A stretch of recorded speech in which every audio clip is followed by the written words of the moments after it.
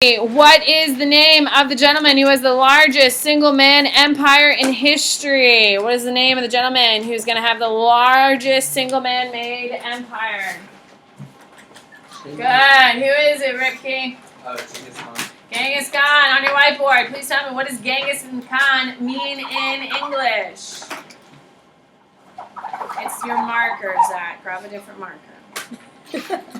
What does it mean, George? Universal rule. Yeah, it's dead. On your whiteboard, please tell me, where are the 3 Mongol empires? Where are the 3 Mongol empires? It's a highlighter, Zach. Catch. Oh my god. Catch. Well, I looked at the other one. It was a highlighter. What?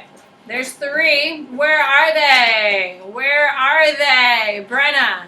China, Persia, and Russia. There you go. China, Persia, and Russia. What is the Mongol Empire in China called? On your whiteboard.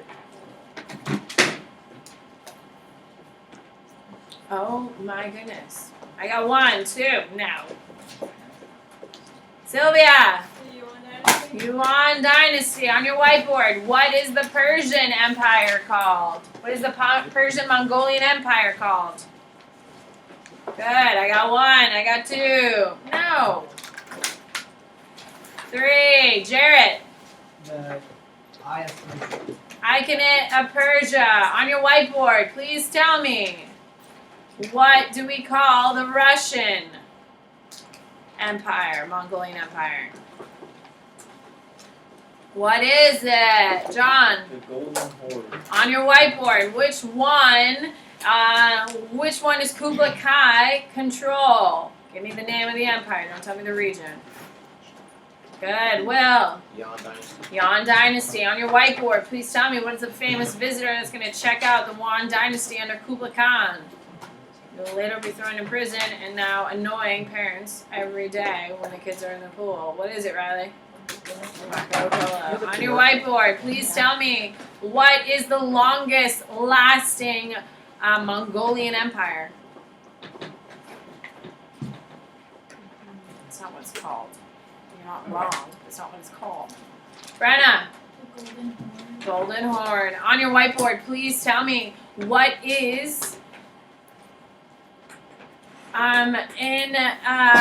the Yuan Dynasty used government advisors and government agents from what region? They preferred them because the bureaucracy was so effective. Thompson. Persia. On your whiteboard, please tell me, what is, where are the Mongols traditionally found?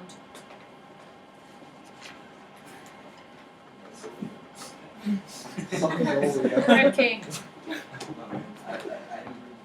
Central Asia.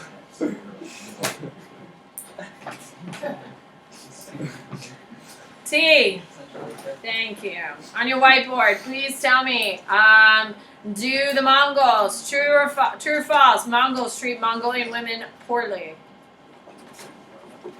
Ramsey. False. On your whiteboard, please tell me, what 2 regions were in rebellion from the Iconic of Persia, and Genghis Khan goes over, burns down 12 cities, kills 200,000 people to show that you do not rebel against? To what 2 areas are going to be in rebellion? I got 1, 2. Sylvia. Afghanistan and Persia. On your whiteboard, please tell me, how many times did Kublai Kai try to take Japan? How many times, Zach? 2. 2. What is the reason why the Japanese folklore support saying that they did not get captured? I have no idea what that says, right? That's not language. What is it? Ripke. Divine Winds. Divine Winds has a real name that actually exists, and what is that real name? No, not kamikaze. That's a Japanese term. What is it, Abby? Typhoon. 2 typhoons interrupted. All right, here we go. So we are going to start at Mongols in China, correct? That's where we left off? Perfect. All right. So the Achaemenid of Persia is going to exist. They are going to take over from the Abbasid Empire. The Abbasid Empire, which is the Persian Empire, which is the last of the Persian empires, is going to fall. And we're going to see. No, it's not. Abbasid Empire? No, it's a Muslim empire. What the hell was I talking about? Muslim empire. It's going to fall to the Mongols in Persia.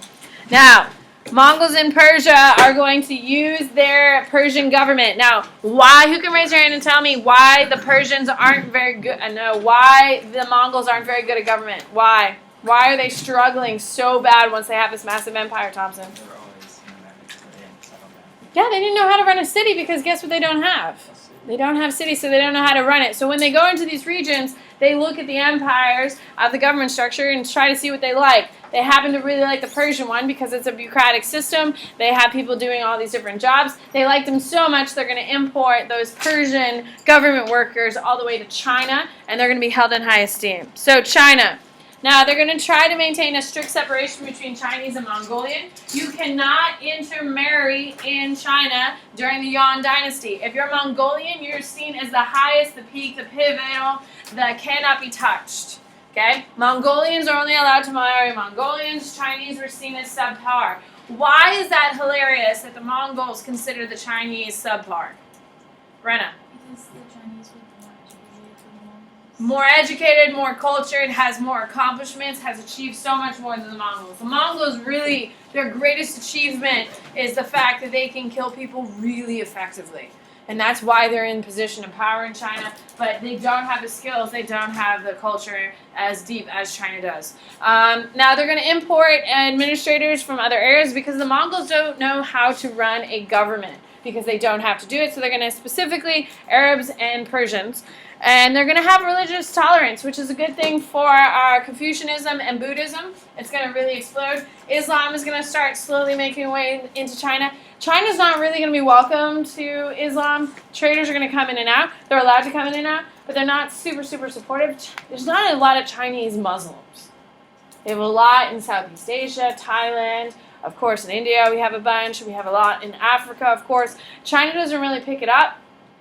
And that's going to be persecution a little bit later, but it's Buddhism is going to come back and start thriving.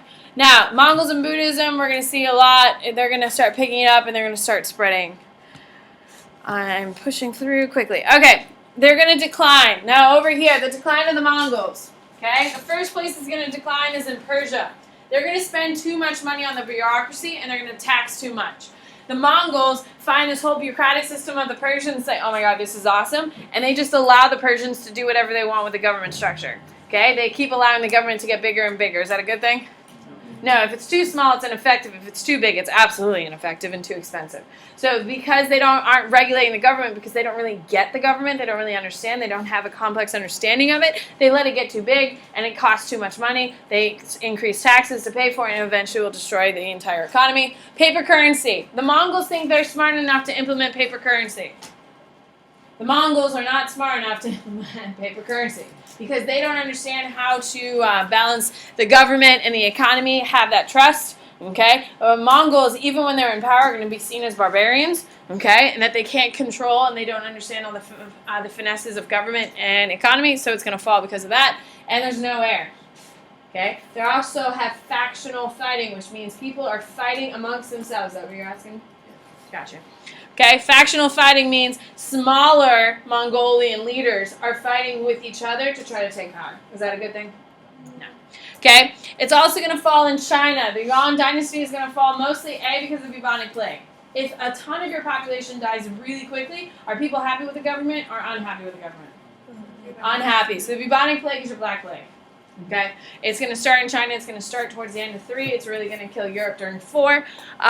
Paper money is going to fail. Now, paper money is going to start back in the Tang Dynasty, and it's going to be successful because the government in place is successful. They're going to continue in the Song. When we get to the Yuan Dynasty, it's going to fail because the Yuan Dynasty isn't doing what it needs to do to support it. They are devaluing the currency, which is going to hurt it. And then we also have peasant rebellions. Okay, so what Mongolian Empire did not fall?